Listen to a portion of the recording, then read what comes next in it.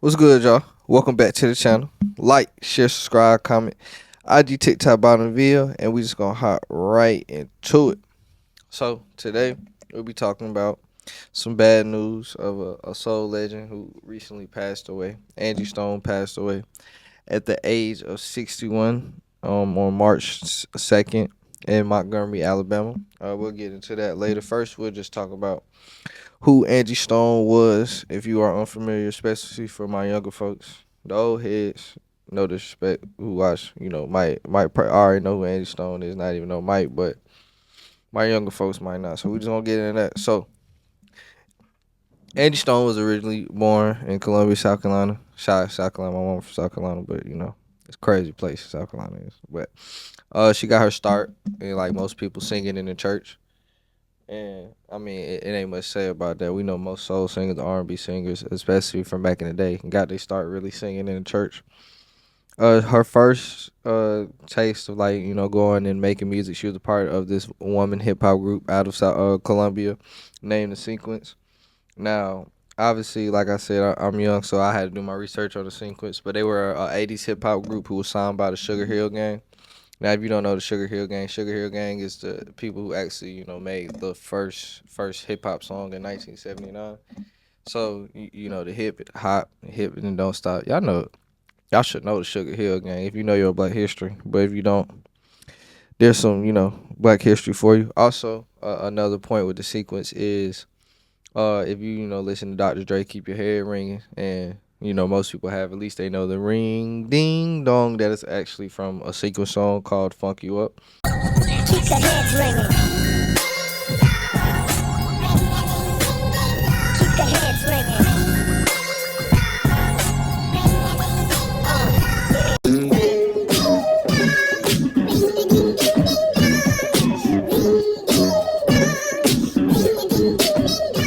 So that was a cool thing, tad bit to note.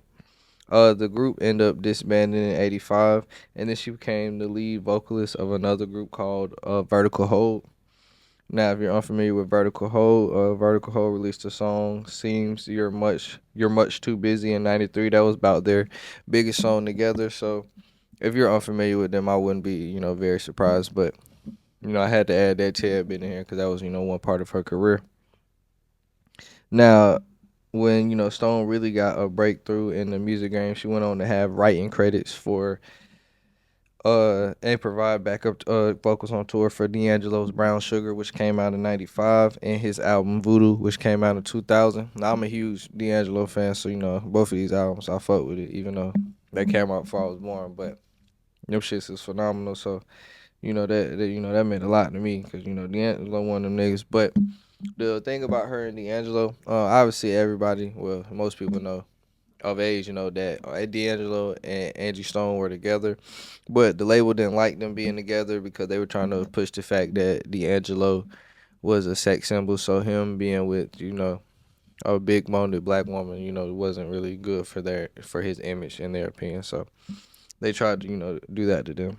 But anyway, so where she became a solo artist is in 1999, where she was brought to Clive Davis' attention, who he began to manage. If y'all know Clive Davis is a very popular hip hop executive. I'm pretty sure he's actually the one who got Diddy started on his executives. So we're not gonna get into the jokes I might have made because that's not what we're here for today. But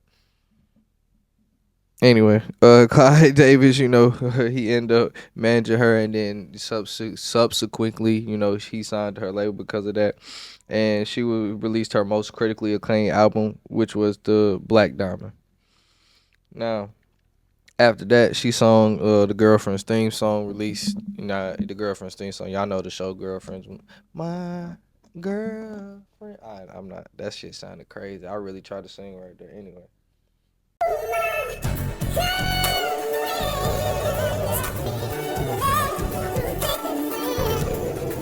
Anyway, so released that, a few more soul albums, and that was a really a tale of Angie Stone's career. Now we finna get into the fatal event. So what ended up happening is she died in a car accident on the way to perform at the CIAA halftime show. Now, about 4 a.m., the vehicle she was riding in back to Atlanta from Alabama, flipped over and was subsequently hit by a big rig, which is very bad. Everyone else in the cargo van survived except Stone, which is very tragic. The Alabama Highway Patrol saying the news released that the 2021 Mercedes-Benz Sprinter van turned over Interstate 65 about 4:25 a.m. Saturday after being hit by a 2021 Freightliner Cascadia truck driven by a 33-year-old man from Texas. Angie Stone was pronounced dead at the scene. The Highway Patrol said the crash was about 5 miles south of the Montgomery city limits. Yeah. So as I just stated, her car ended up flipping. It doesn't really say much about how the car ended up flipping over. If they were trying to avoid an accident, or they were swerving and just lost control.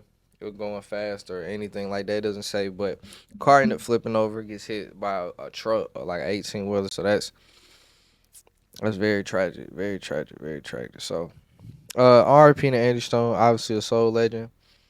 Somebody, a pioneer, very much big in the soul game. Um, it's very sad what ended up happening to her. Now, it also is a video of the aftermath.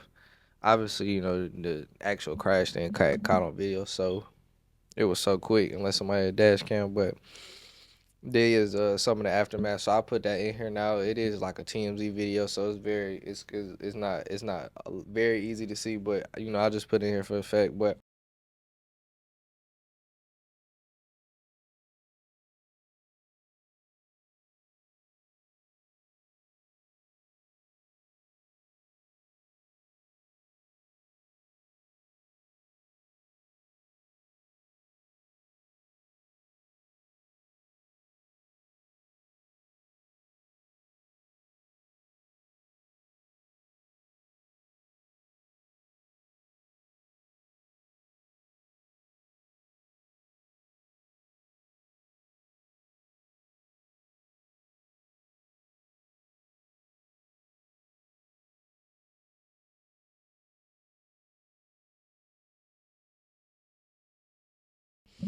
for RP Angie Stone, it was really sad what happened. I was really in shock when this shit happened, because it was like, damn, like life's so precious, so you guys cherish it while you here though. So like, share, subscribe, comment, IG, TikTok, bottom video, and we out.